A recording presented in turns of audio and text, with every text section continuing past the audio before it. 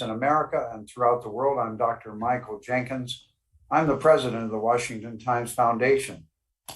Today's Washington Brief is a monthly forum of experts assessing risks and opportunities on the Korean Peninsula. Today's program is the back channel. What it takes to get Kim Jong-un to say, quote, yes, unquote. We have our moderator today is Ambassador Christopher Hill. Ambassador Hill is the Charles W. Ball Distinguished Adjunct Professor of International Affairs in the Columbia University School of International Public Affairs. Ambassador Hill is a former career diplomat, four-time ambassador appointed by 3 presidents, U.S. Ambassador to Macedonia, Poland, Korea, and Iraq. Prior to his posting in Iraq, he served as Assistant Secretary of State for East Asian Affairs and Pacific Affairs for 5 years, which he also, during that time, headed the U.S. delegation to the 6-party talks on the North Korean nuclear issue. Ambassador Joseph DeTrani is our regular panelist every month, and Ambassador DeTrani was the former special envoy for negotiations with North Korea and the director of the National Counter-Proliferation Center. He was an associate director of national intelligence and mission manager for North Korea. He's a veteran of the CIA and currently a professor of Missouri State University's Graduate Department of Defense and Strategic Program. Also, we have Professor Alexandre Mansourov. Professor Mansourov is an adjunct professor of security studies at the Edmund A. Walsh School of Foreign Service at Georgetown University in Washington, D.C. He's also an adjunct professor of Korean studies at the School of Advanced International Studies at Johns Hopkins University, at the Elliott School of International Affairs at the George Washington University. He's one of the few people in the U.S. who holds advanced degrees from Moscow State University of International Relations, Columbia University in New York, and Kim Il-sung University in Pyongyang, North Korea. Our special guest this month is Mr. Andrew Kim. Mr. Sun Hyung Andrew Kim is a non-resident fellow with the Korea Project at the Harvard Kennedy School's Belfer Center for Science and International Affairs. Mr. Kim retired in November of 2018 as a senior intelligence officer from the Central Intelligence Agency after 28 years of service. His last position was assistant director of the CIA for the Korea Mission Center. He established the Korea Mission Center in April 2017 as a direct response to a presidential initiative to defuse North Korea's longstanding threat to global security. He also managed and guided CIA analysts who have unique and extensive experience on Korea to provide strategic and tactical analytic products for a range of policymakers. He successfully negotiated the foundation for the U.S.-North Korea Summit in Singapore in June 2018, a diplomatic initiative aimed at resolving 7 decades of conflict on the Korean Peninsula. Mr. Kim also held the Associate Deputy Director of CIA for Operations Technology position. In this capacity, he led and orchestrated all the efforts to update their operational technology and incorporated state-of-the-art doctrine into CIA training curricula. Mr. Kim, who also served as the CIA Chief of Station in 3 major East Asian cities, managed the collection, analysis, production, and distribution of information that directly affected national security. In recognition of his many contributions, the CIA honored Mr. Kim with the Director's Award in 2018 and the prestigious Presidential Rank Award and the Donovan Award. He speaks fluent Korean, Japanese, and Mandarin Chinese. At this time, I'd like to welcome Ambassador Christopher Hill, who will begin moderating this session. Welcome, Ambassador Hill. Thank you very much, Michael, and let me, as always, thank you, Michael, and the Washington Times Foundation for making this all possible. I think it's a great opportunity to get people who've kind of been at the ramparts of this issue to talk a little about their experiences and kind of lay out how they see things kind of heading in the future. We've got an excellent guest today to have Andy Kim here. You know, diplomacy often takes these kind of clutchless shifts in tone, but none more so than the time when during the Trump administration, we were talking about fire and fury 1 month, and next thing you know, we were engaged in summit preparation.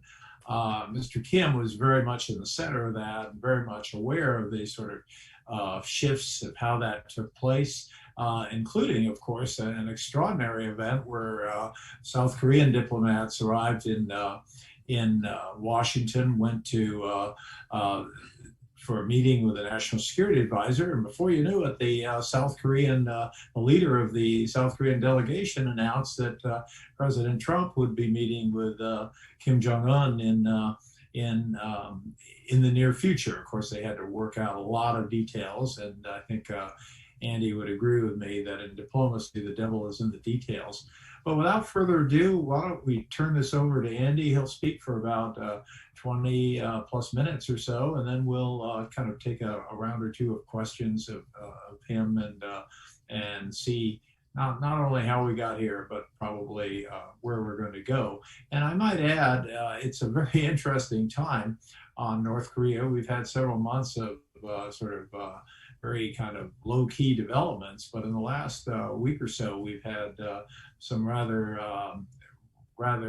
headlines in the international press with the testing of new weapon systems and indications that the North Koreans, as the line goes, will not be ignored.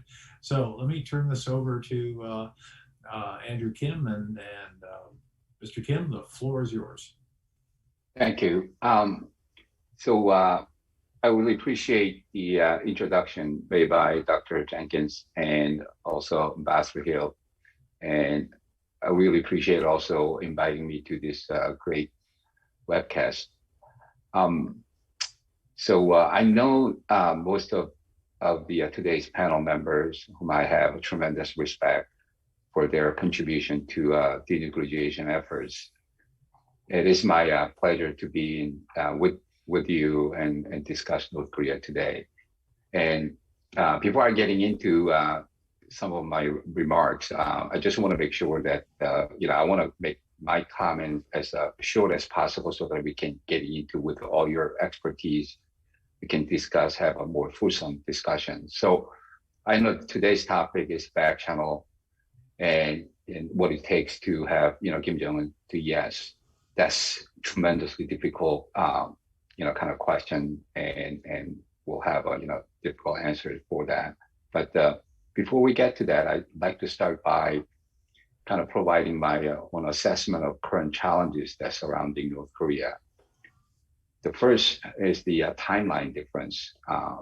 Presently, South Korean Moon's administration has about 6 to 7 months left.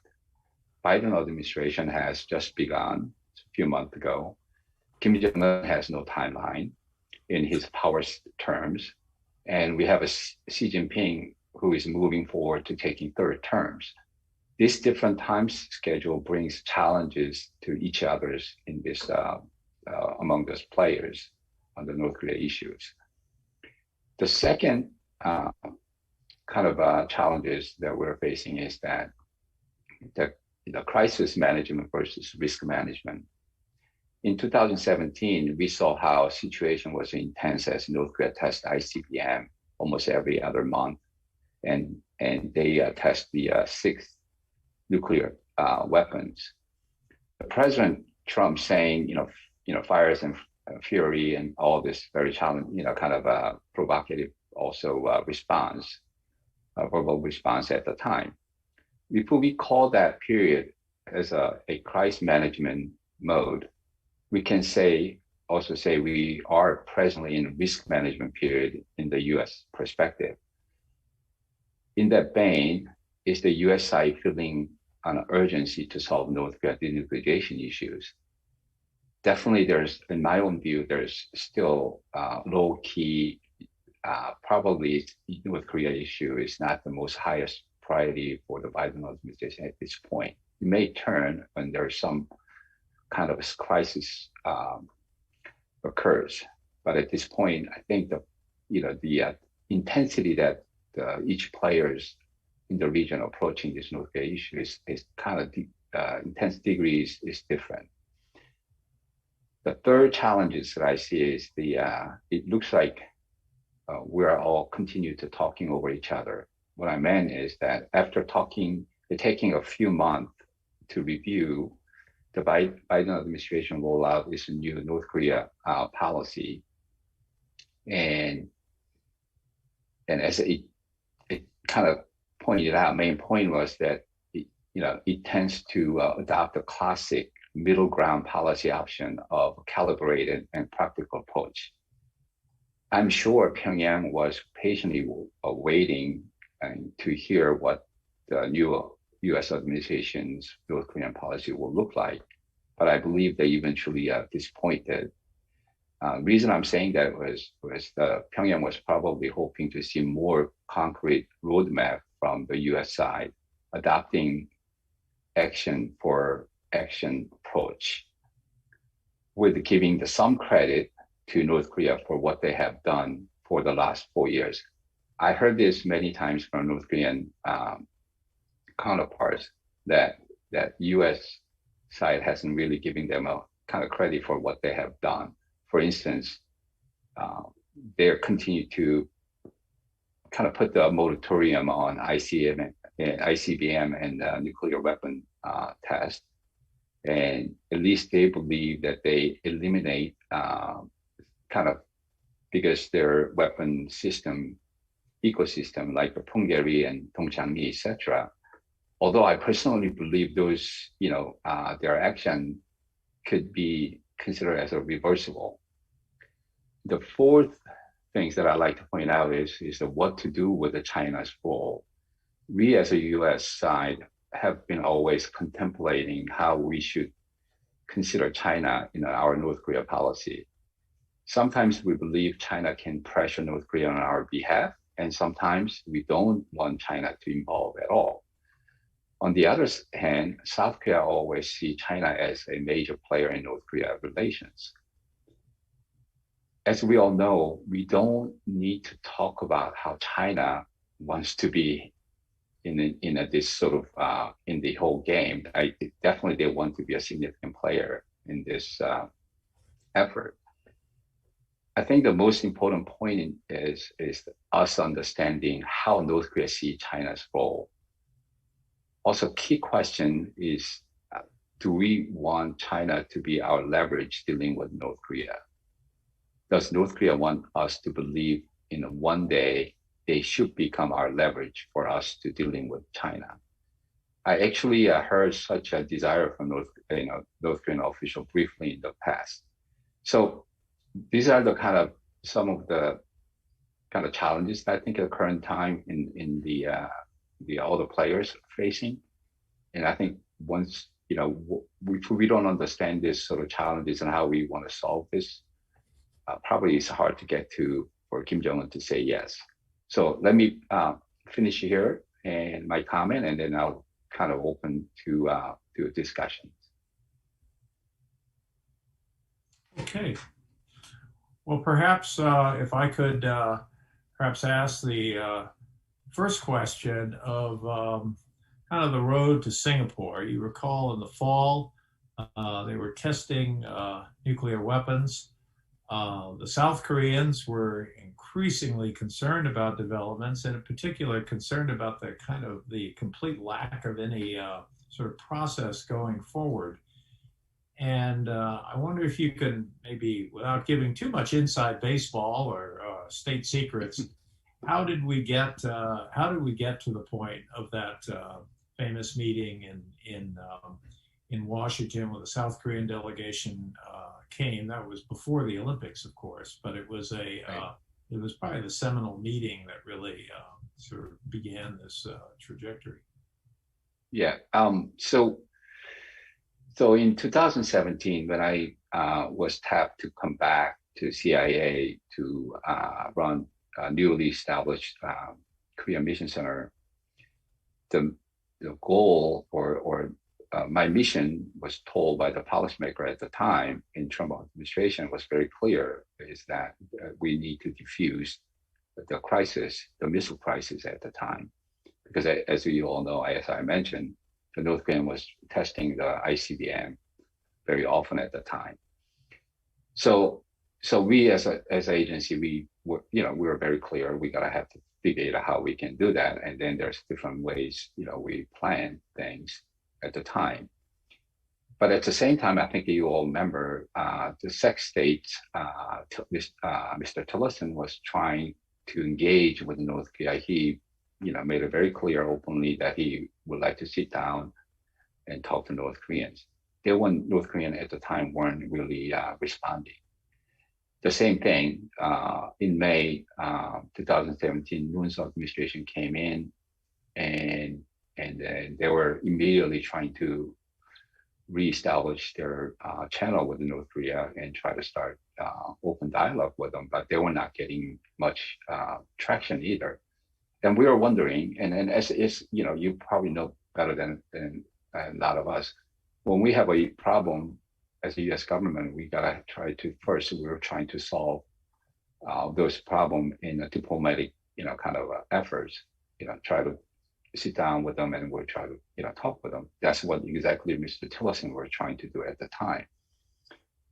And then also we, definitely look at the military options, but we all knew it will be very challenging because of the potential casualties in the region if there's any kind of military conflict happen. So it is, at the time we were in dilemma, but we had to definitely show our, military muscles every time North Korean conducting provocations at the time. So as at the time, we thought we have to figure out how we can start, kind of communicating with them while we are building our own capability to deal with, the North Koreans, the provocation. So while we are, looking at different options, that was just the tool. Let's, as an intel channel, let's talk. If we can establish the kind of a channel and talk to them, there might be we can communicate and with the right people and see what they're really trying to accomplish. But also at the same time, a lot of people focus on 2018 Kim Jong-Un's speech, January speech, where he came out and make it very clear that he's now accomplished his military mighty, their power, that they were ready to engage openly and outside. So a lot of people thought that was the kind of a significant turn.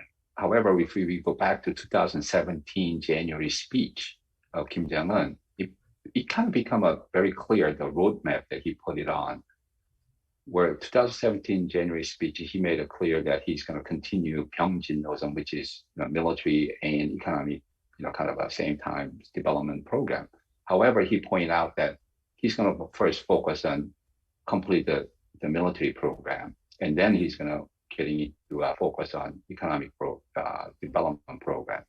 So within that, kind of a speech, you can see that he's going to focus on whatever he can to do a testing and his military kind of weapons and stuff. And then some point in 2017, he's going to have to, no matter what, to call that is completed. He was very successful and he completed his military development program so that he will have a justification to moving into economic development program.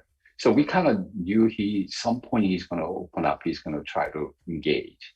And happened to be, as we all know, Pyeongchang Olympic was the venue for the North Korean to justify to come out after they make announcements. So yes, after Pyeongchang Olympic, South Korean delegation went up to North and as a special envoy, and then they met with Kim Jong-un. They came back and they came to the United States to try to explain to our president about what they heard from the Kim Jong-un. And there's 4 important things that they mentioned. One is the Kim Jong-un would like to put moratorium on their missile development and nuclear weapon testing. Second thing was he's okay for for us to have a joint military exercise in South Korea. And third thing is he would like to meet with our president. And fourth thing was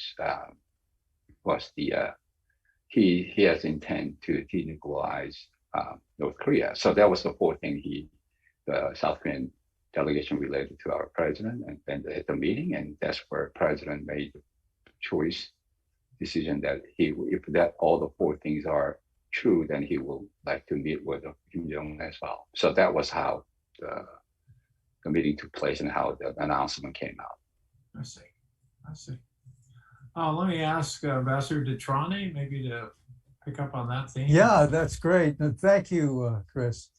Andy, it's so good seeing you, and thank you for your great service to this country. What you've done with on the North Korean issue, but many other issues, we're really indebted to you. So thank you for your service, and thank you for being here today. Let me just say one comment and then a question for Andy. And my comment is deals with the present, deals with what we just saw a day ago with the hotline now between the North and South, where the North Koreans now are answering the phone calls from the South. A few days before that, Chris, you mentioned some of the things, the hypersonic missile launch. We saw a cruise missile launch, short-range ballistic missile launched, rail car launching of a short-range ballistic missile. We've seen some activity coming out of the North. But I like to focus more on the hotline that was just reestablished. And the speech from President Moon Jae-in on the 21st of September at the United Nations General Assembly, when he talked about an end of war declaration. This is something he spoke about in 2018 and through the years, an end of war declaration.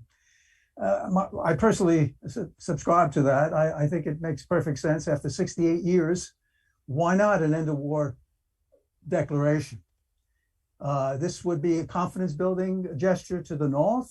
I think it would be well received, and I think Kim Jong-Un, the sister of Kim Jong-un, even said this was a nice overture from South Korea, the South Korean president. I think that's moving in a positive direction. Now, hopefully, inter-Korean dialogue will intensify, and we can see some humanitarian assistance going to the North. They certainly need it since they closed the border, given COVID-19 and 2019. I think that this would be very positive. It's not only humanitarian assistance, but it's also economic development assistance, whether it's linking the rail lines, whether it's looking at reconstituting the Kaesong Industrial Complex, tourist visits to Mount Kumgang. So you have a humanitarian issues, food and medicine, and other hospital-related issues that are in need in North Korea. So that's a positive thing. But also positive would be coming from the United States, also us saying we support an end of war declaration. That's not a bad overture. And indeed, if this is between the US and the Republic of Korea and North Korea, the DPRK, maybe China could be invited in that also. And that could lend itself to talking about reconstituting a dialogue, a bilateral dialogue with North Korea, or a multilateral dialogue, like with the six-party talks. That could be part of it. And part of that conversation could be talking about sanctions. And sanctions are a big issue for North Korea. And we heard that in the certainly in the Hanoi summit when the North Koreans proposed that the sanctions imposed subsequent to 2016 be lifted in return for the halting of all activities at the Yongbyon nuclear facility. This could be something we'll put on the table. We talk about, okay, but you come back to talks, we can talk about lifting sanctions, but also a moratorium on missile launches, as Andy Kim mentioned a few minutes ago. Also, basically, halting all fissile material production, so no more nuclear weapons production. And then we can sort of move from there and get into the negotiations. They know we want denuclearization complete and verifiable. And they also know clearly that we're not talking about our troops in South Korea. This is a bilateral issue between the ROK and the United States. That's off the table. But North Korea has a lot of other issues that they want to talk about. Energy assistance, security assurances, a path to normalization. And they're talking about, peaceful nuclear energy capabilities in the North. So there's a whole package. That's the roadmap Andy Kim talked about a little while ago. That's put out there.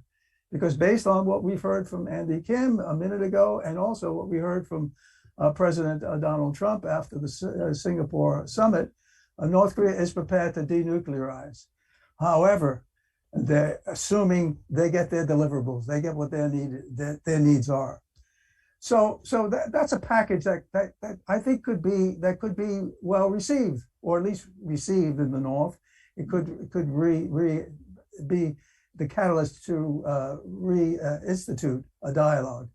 My question to Andy is this: all of the above was in play with the Singapore summit and the good work you did getting that summit going. And then what happened at the Hanoi summit? Andy, the sense was there was a momentum there. And North Korea put on halting everything at Yongbyon. And we said, no, it's got to be complete verifiable, all nuclear facilities to include, missiles and chemical, biological. Was there a missed opportunity on the part of the U.S. at the Hanoi summit? Given all the work you've done, when you look at this issue, did we miss an opportunity to move forward? Sure. First of all, let me go back to your, kind of answer your question about Singapore first. Okay, so leading up to Singapore summit, as you remember, right after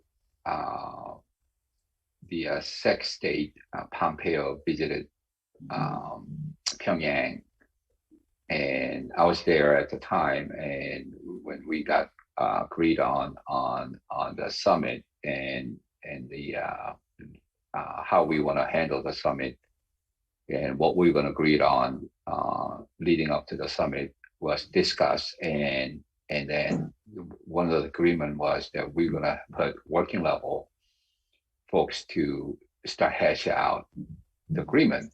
So that's why some came from the U.S. side, and then Chesney from North Korea. They were met a number of times in DMZ to hash out all the details. It was very challenging meetings. I remember Sung Kim was, he did a great job trying to pushing our agenda. At the same time, Chesney, as you all met her, she's also a very tough negotiator. We weren't going anywhere with any kind of meaningful detail agreement. They want to pursue as kind of a bigger overall, kind of agreement.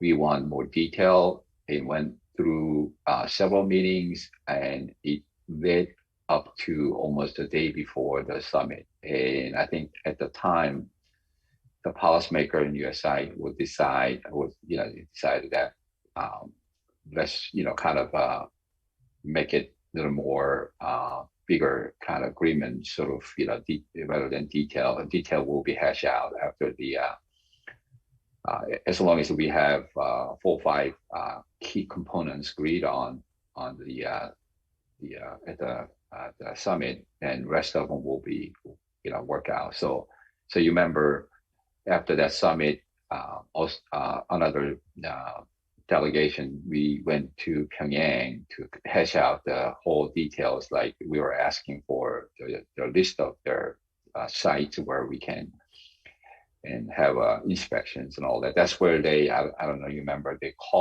openly call us, we are talk, and we are, and they were very upset because they thought that we were not fair in that kind of sense. So that was kind of a little bit behind the story on the Singapore summit.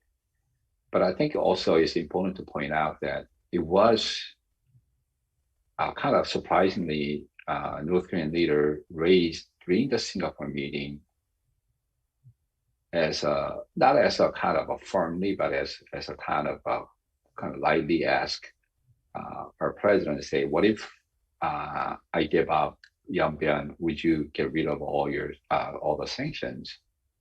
And I think the president at the time, he responded correctly, saying, that's a great way to get to where we need to go to. And it's, I'm glad that you raised that.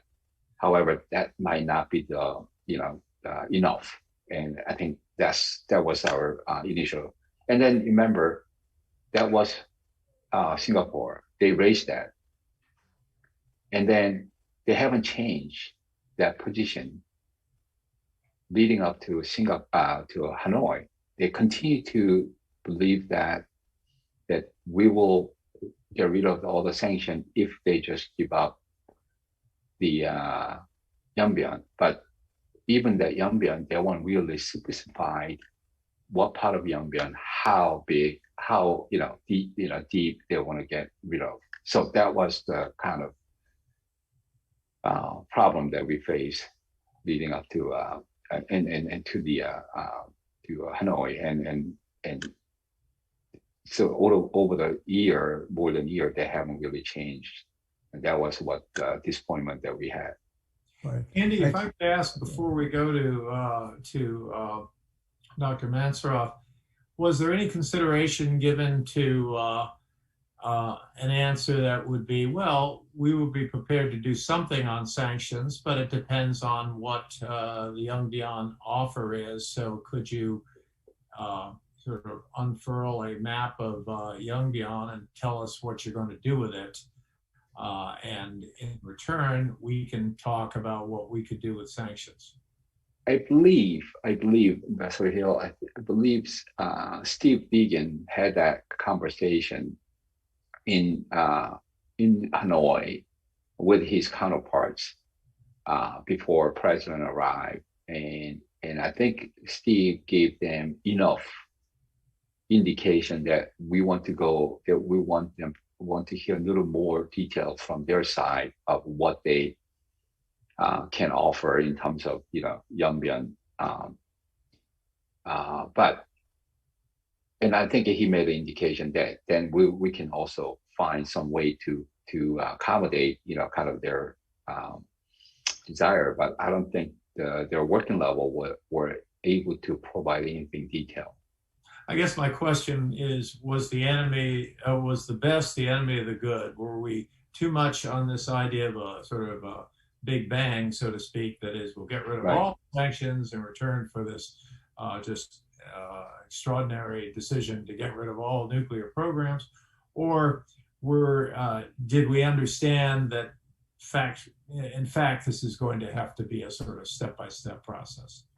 Yeah, initially we, as you point out, we all came to this negotiation with the North Korean at the very get-go from the beginning, that we want to, approaching like a wholesale type, and then we realized it's going to be a really non-starter for North Korean after several meetings, working levels, and all that. So we're trying to make some adjustment, but also we don't want to compromise our kind of main principle. But I think we got hung up when the North Koreans got hung up because, first of all, I don't want to blame anybody, but I think the North Korean, working level, either Chesonee or her designate, never had authority to go into anything detailed beyond what they were told to say. So Steve Biegun had frustration, a lot of frustration, try to get down to more detail, even just action for action, conversation, what that means. He could not, I believe he could not get to. But do we know at least whether the Yanbian offer included the HEU facility that was shown to Dr. Sig Hecker before? They didn't. Maybe this is something I cannot say for sure because I wasn't in that meeting between Kim Jong-un and Trump in that Hanoi. But what I know was in the meeting between Steve and his counterparts leading up to that, in the Hanoi summit, Steve's counterpart could not go into it. Even Chesonee didn't know there's how many different facilities within in the Yanbian when Steve asked. So she had to go back and forth. So that's how I should say ill prepared by their the delegation. Yeah, Alex. Floor is yours. Yep. Good afternoon, everybody. And Andy, welcome to the show. Let me first express my profound gratitude to you for your outstanding service to this country. I mean, under your leadership, the Korea expert community obviously accomplished a lot, and the summits in Singapore and Hanoi are the testament to that. So my profound respects go to you, Andy. Also, the Washington Times Foundation, I really appreciate you going an extra mile to bring Mr. Kim to this platform so that the rest of the world can benefit from his knowledge and expertise. Now, I have a very simple question. I had the, honor, pleasure of meeting the founding father of North Korea, Kim Il-sung, on a number of occasions, and he came across as a listener to me, who relied on the advice of his aides and respected the kind of standard operating procedures of his government. I also met with his son, Kim Jong-il, who I thought was like a decider. He relied on his private cabinet pretty much to make gut decisions, ignoring, the advice of people around him when he disagreed. But I never met with Kim Jong-un. And of course, Andy is, I think, one of the few, if not the only, person in the United States of America who met Kim Jong-un on many, many occasions, and not just Kim himself, but his wife, his sister, maybe the entire Kim family, as far as I can tell. So, Andy, my question to you would be, and I know you are an amazing judge of human character and human psychology. You're like a laser beam. You look at the person, you scan him, and you know exactly what this person, is up to. That's the reputation you have. So I would be very much interested in your evaluation, whatever you can share with us, of Kim Jong-un himself, but also, his sister, who some people speculate either she's just a mouthpiece for him or maybe a potential successor, whatever your take on her is, her role within the family. And so, again, I would be very much interested what you can tell us on the basis of your personal interactions with the Kim family. Because, Chris, if you could give me then a follow-up question, very quick, then I will appreciate it. But it will be related to this one. Thank you. Okay. So let me just kind of make it clear here that although I have a last name Kim, same last name as the North Korean leader, doesn't mean that I'm related. So I cannot say I know them so well. You're not a member of the Kim family. Yeah, and also I think there's a misquoted or misunderstood out there that I met with his wife, but I never did, because I think I don't know how that was kind of a study was out there, but she, as far as I know, she never participated in any kind of meetings with U.S. delegations or the official functions. So I never met her. But yes, I do met with North Korean leader Kim Jong-un and then her sister. But also, President Trump, as well as Secretary of State at the time, Pompeo, they both also met with Kim Jong-un, so they probably will have also their own views on this. But I tell you, just to kind of anecdote, so when we established the Korean Mission Center in 2017, we needed time to really come up with plans, how we're going to move forward, how we're going to make ourselves be a significant player in this whole North Korea, dealing with the North Korea issue in U.S. government. While we're building our capability as a mission center, it takes time, as you all know, when you're working in a government. We still had a lot of hungry policymaker who wants to know what's going on in North Korea. So we had brilliant analyst in our mission center who's been looking over North Korea's issues over the decades and expertise. We rely on them to provide a really good analysis on North Korea. And most of our policymakers at the time, they really liked to read our analysis. So I always told, our folks that, our analytical cadre really, carry the weight in the beginning of the Korean Mission Center. But then when I retire, a year and a half later, I had to make a comment to our analytical staff that now you have your most important client, customer, like the president, secretary of state, secretary, defense or national security advisor. They met Kim Jong-un, and some of them met 2-3 times. They probably have their own idea who he is. And most of you writing about him, but you never met him. So I'm not sure if you don't evolve, whether you're going to be relevant in the future or not. So you have to find a way to continue to evolve and do your best to make it, as a, kind of top-notch analyst on your topic in the future.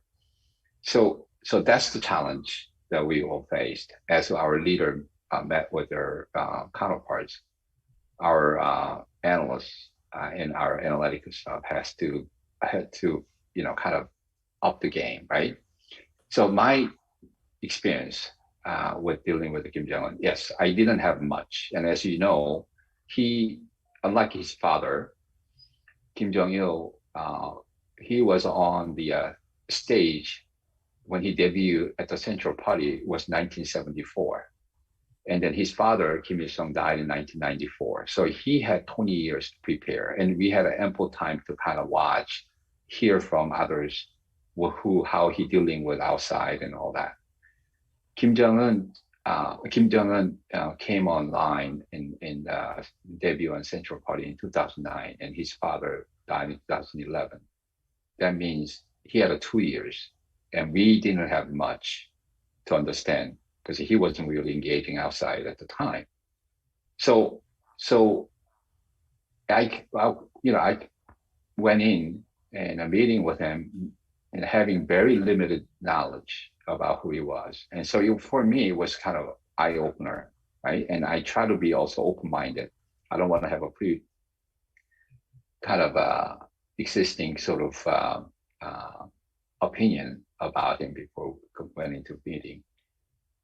And it surprised to me, he come across as very confident, very smart, and he can articulate. One thing that he had a little bit of trouble was that when I was, I always spoke to him in Korean instead of English. And when he respond, in Korean language, there is an honorific and plain, different level of language you use, depends on who you're addressing. Definitely, I'm older than him. So he kind of aware that he's got to use honorific, but he's not used to because he's the leader in North Korea, right? So it was kind of a little bit awkward in the beginning, but he caught up and he was good about how he's communicating. And he's, full of confidence, absolutely. And I know first meeting he had a talking points in front of him. He used that for a few minutes and then he chucked it. He spoke very naturally without looking at the talking points. So, and he was very dominant in the room. Absolutely. And then also in the Singapore meeting summit, you saw how he's very quick. And I think it was already mentioned in the Mr. Bolton's book, but I can repeat the recycle, and it shows how confident he was. So during the meeting, he asked President Trump, say, hey, Mr. President, before I came to this meeting, I saw U.S. media was talking about you have ability to assess person the first time you met, within a minute, you can assess that person's, personality, whatever. And, President Trump, he kind of joke about those things. He said, yeah, I was humble when I say that it doesn't take more than a minute, right? Then you can see him. I was looking at his face, and you can see he has some kind of agenda. So he asked, so, okay, and you spent about 40 minutes with me so far. What do you think about me? And you can see he was looking for certain response from President Trump. And then President Trump responds, say, hey, I think you're very smart. You're a little bit secretive, but in not a bad way. And then, he kind of made a positive comment. But then you see Kim Jong-un wasn't completely happy or wasn't hearing what he wants to hear. So then he turns around and say, okay, then do you think you can trust me? And I thought when he said that, he was trying to kind of leading to the conversation, hey, you got to trust me for denuclearization. We got to work together, And so when I promise, you got to trust me that I'm going to do this, that kind of conversation, right? But then, President Trump say, of course, we got to work together and we got to, solve these very important issues together. So I have to trust you. And I thought at that point, Kim Jong-un heard what he wants to hear, right? But then it wasn't. He kind of turned around and turned to Mr. Bolton. And because as you know, up to that Singapore summit, Mr. Bolton was the most, kind of harsh, critic on North Korea from the cabinet.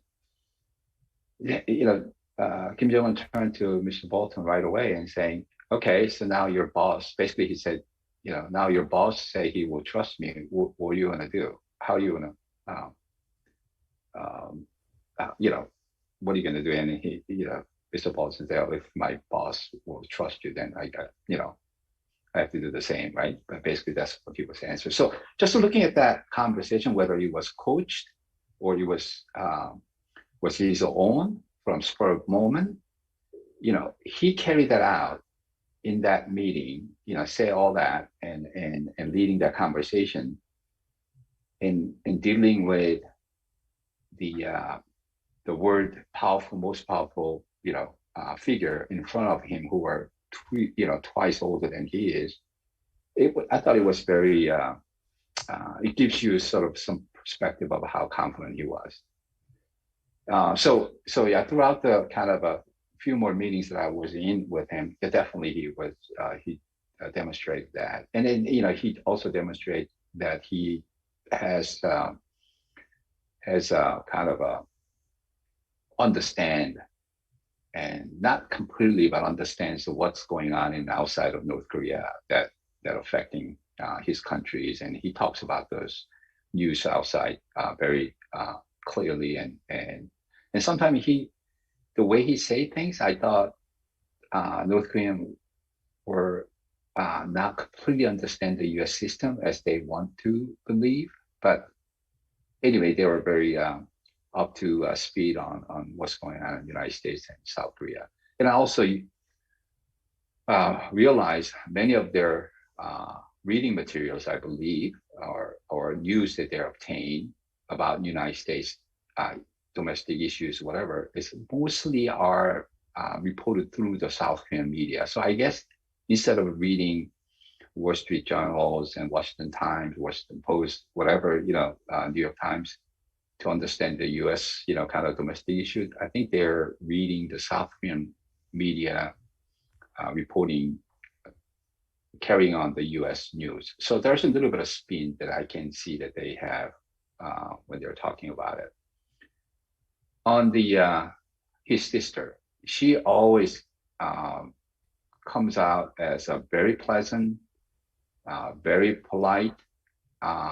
There's a couple of incidents where I thought it was very surprising how polite she was and humble she was in the meetings. But then when she dealing with other high-level officials, she was very strict. And even though she was technically in the rank, she was lower than, let's say, Kim Young-chul. Definitely she can basically not order Kim Jong-chol, but definitely she can make her own stance with those guys. Maybe because, she's Kim Jong-un's sister. But when they're together, also, it's interesting to note that Kim Jong-un never referred his father or grandfather as his father or grandfather. He always said previous leaders. That's how he addressed them. Just like that, when he addressed his sister, he never said my sister. He said deputy director, right? That's the kind of official title he called her. And she never spoke in front of him. It was always, Kim Jong-un speak during this kind of a setting. And when she dealt with us, and I'm not sure how she dealt with the South Korean delegation, but when she dealt with us, every trips that we made to Pyongyang, she was always be pleasant and always trying to accommodate sort of our needs. So I had a really good, kind of views on her. I think lately she came out, and despite that kind of impression, she was very, kind of harsh and using very interesting, harsh language, pointing to South Korea. And some people who met her probably thought that was kind of really different than sort of our understanding of her. And I think there was a reason for she's doing it. I think she was probably known to, within North Korean leadership, the community, that she's a very pleasant, nice, kind of person. And I think if Kim Jong-un ever going to designate her as number 2, she's going to have to demonstrate that she's also can be very hard, kind of a person to deal with, kind of other countries, as well as, kind of dealing with a challenging issue. So I think it's really necessary, I believe, for her to some point to demonstrate that she can dealing with a challenging issue as well, and in a very hard, kind of a role that she needs to play. And I think that was what we saw lately about her role. So let me just stop there, if that will be okay. Andy, there's so much to ask, but let me make a brief comment and then ask sort of a broader question of where this is all leading. First of all, as they got ready for Singapore, there was this sense that, gee, this is something different. This is a different leader. He doesn't seem to be afraid to get out ahead of these issues. The South Koreans came and reported the idea that he was prepared to take the denuclearization issue very seriously. And yet, as the administration, as President Trump got ready for Singapore, you could see that, Ambassador Sung Kim went and talked to the North Koreans. There didn't seem to be a lot of interest in really developing with any great depth what that joint statement was going to look like. So there was not the usual sort of wordsmithing of a joint statement ahead of time. They get to Singapore, and President said, Mike Pompeo's my guy. He's going to be the negotiator. And the North Koreans said, gee, we'll think about who we're going to have. So they didn't seem to do a lot of preparation for the bureaucratics of it. Now you describe a situation in Hanoi where Choi Sun-hui, the negotiator, didn't seem to know what she was trying to sell. She didn't know the elements of Yongbyon, or essentially what was for sale for sanctions relief. And so, and then as we go beyond the Hanoi period, we had the meeting in Stockholm, very desultory meeting of working level people in Stockholm, and you certainly get the impression that they were never serious. That may be too harsh, but it's not the first time people have kind of concluded that we really didn't, we're not in a position to make progress. So I guess my fundamental question is, what do we do now? I mean, where are we going to go with this? Because it doesn't appear that they have kind of come to any serious meeting of the minds that they've got to, if they're going to have a better future, if they're going to have an unsanctioned future, if they're going to work with others, if they're going to be part of the international community, ultimately, whether it's step by step or big bang or whatever, they've got to start dealing with the nuclear issue and backing away from their desire to have nuclear weapons. Yeah, Ambassador Hill, I agree with you. I mean, the way it was played out, yeah, absolutely, they were not really ready to have detailed, kind of a negotiation to how to denuclearize the North Korea. Okay, I think we spent so much time in the past and then also during the Trump administration where we trying to come up with agreement in detail about how we can move forward. But we all know the stumbling block is not get to the agreement. It's a verification stage where that's going to be another huge, kind of challenge that you're going to see, even if you get to some kind of a agreeable, kind of a term. In the this is something that North Korean leader said one point during our engagement. He said that there's a new hard line in North Korea, and that hard line is the Ministry of Foreign Affairs. And we all know during the six-party talks, it was the Ministry of Foreign Affairs official Kim JongUn and Chesani. They're the one who telling us that there's a hotline back in, Pyongyang, like the military guys, they are all kind of want them to be failed. So they need to get some kind of good news, taken back to Pyongyang from, making some kind of compromise from our side for them to carry back and, continue this negotiation. And I think in that term, the leader said that there's a new hardline, which is MFA, and they're not, they're always trying to convince him that he should not trust Americans, and based on their own dealing with Americans over the years, you cannot really trust American what they're saying and all that. So he was not completely happy with MFA at the time when he was trying to dealing with us. And then I think dilemma was like you put the Chesaning, because when they put the Chesaning, because as you know, the system in North Korea is that if it was Pompeo was director of CIA, they probably could continue to put Kim Jong-chul as counterpart. Now Pompeo is a sex state. They have to figure the right match. So they kind of leading towards MFA, but then, MFA didn't have all the confidence that Kim Jong-un was giving to them. So Kim Jong-chul was still the main counterpart, but the working level they put, because we put Sung Kim from the State Department, they had to put somebody from their Ministry of Foreign Affairs. So there's definitely breaking on efficiency on their system because they're trying to match with us. And I don't think Kim Jong-un, unlike his father, completely trust MFA at the time.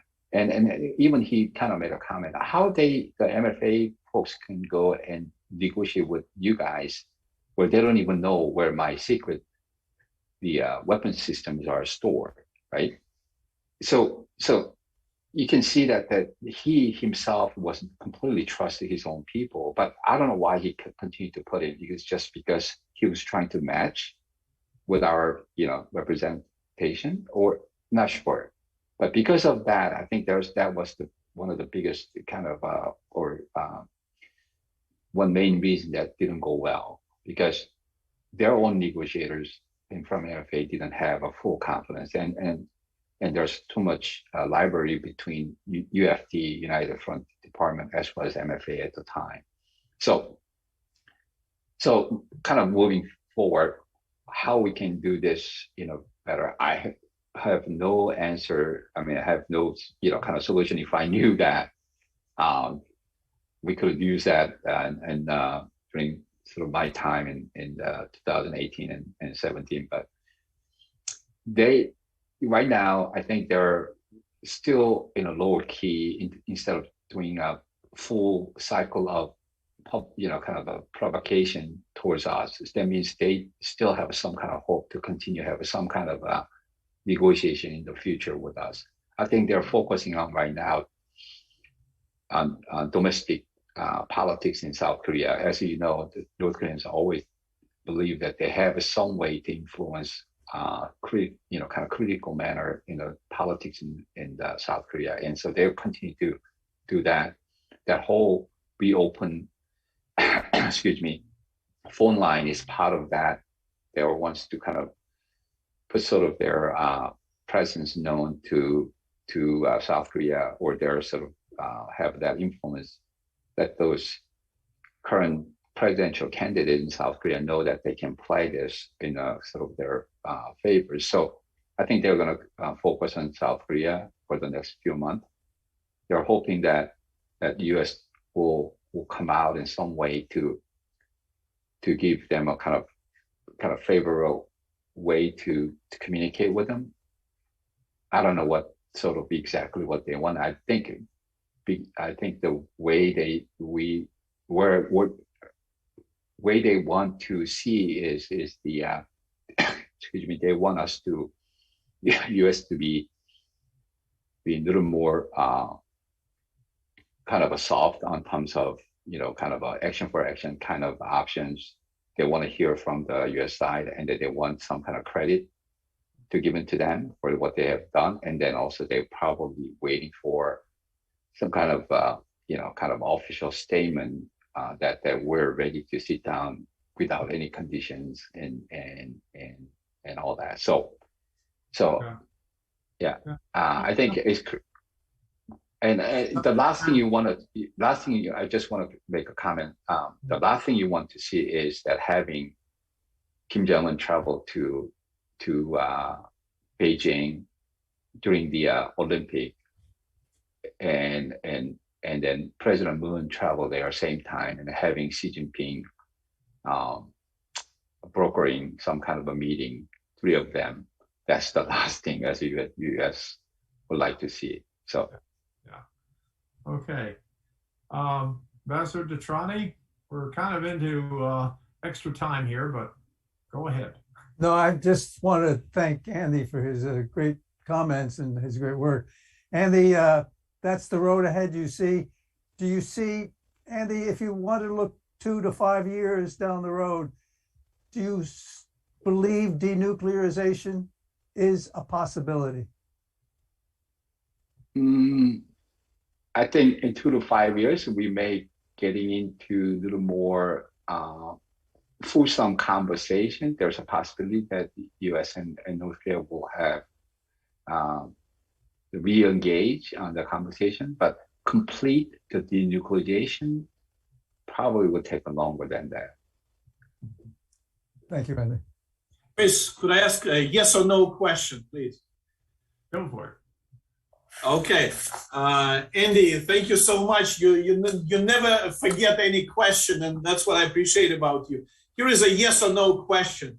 Before the end of the Moon administration, will we see another North-South summit? Yes or no? What do you think? Yes, but probably in online, not the physical. Oh, okay. Thank you.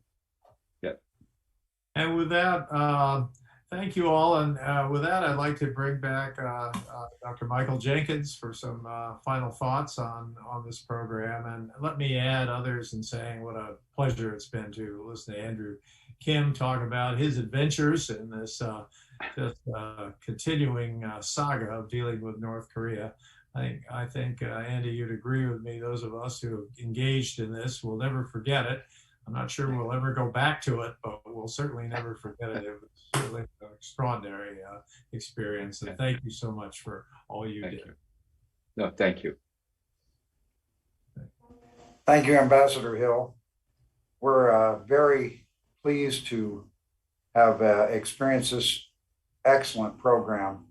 So much insight and information directly from those that were there. And we are very honored that Mr. Andrew Kim would share this time with us. And thank you, Ambassador DeTrani and Dr. Mansourov, and especially our moderator, Ambassador Christopher Hill. And once again, Mr. Andrew Kim, it's been a wonderful experience. We'd like to invite you back. We're here on the first Tuesday of every month. I want to thank the Washington Times. They always give excellent coverage of this program, and we'll see the headlines later today. And want to thank also the Universal Peace Federation for their support of the Washington Brief. If you want to see more about the Washington Brief, go to washingtonbrief.com. It's washingtonbrief.org. The shows, today's show, and also the past programs are all there. You can view them and share them with others.